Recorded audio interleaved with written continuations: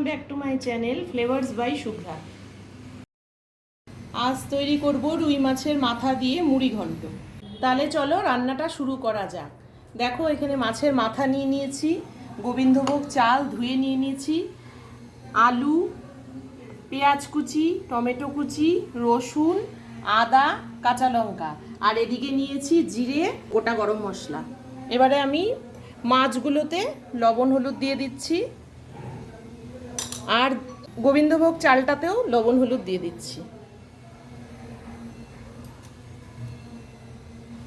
সবগুলো আগে আমি ভেজে নেব। মাথাগুলো লবণ হলুদ দিয়ে এবার আমি তেলে ছেড়ে দিচ্ছি। একটু লাল লাল করে মাথাগুলো ভেজে নিতে হবে।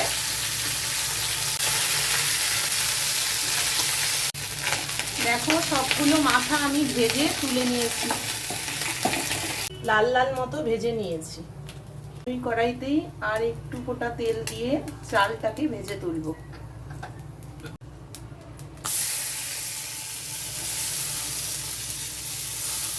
এই চালের সেন্টেই রান্নাটার গন্ধ খুব সুন্দর হয়।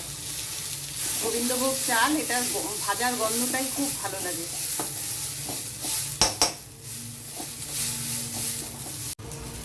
এখন তুলে নিচ্ছি চালগুলো।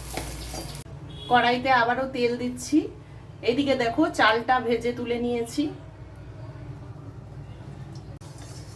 তেল গরম হয়ে গেছে, এবারে আমি জিরা, তেজপাতা সম্বারে দিয়ে দিচ্ছি।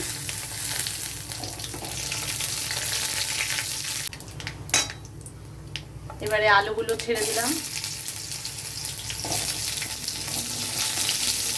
আলু দিয়ে টমেটোটাও দিয়ে দিলাম। এবারে 1 চামচ লবণ, হলুদ আর কাশ্মীরি লঙ্কা গুঁড়ো দিয়ে দিচ্ছি। তারপরে মশলাটা দিয়ে দেব। এবার সবটা দিয়ে কিছুক্ষণ কষাতে লাগবে। কষাতে কষাতে তেলটা ছেড়ে আসলে চালটা দিয়ে দেব।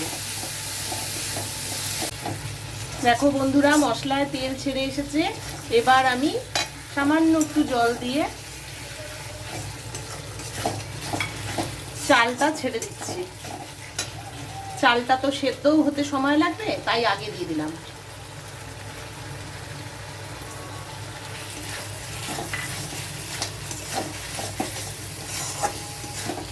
এবারে মাথা দিয়েও কষাবো, একসাথে সব কষাবো।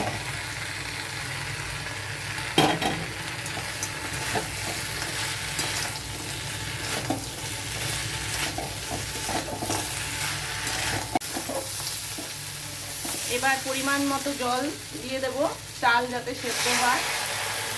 তারপর আমি ঢেকে দেব।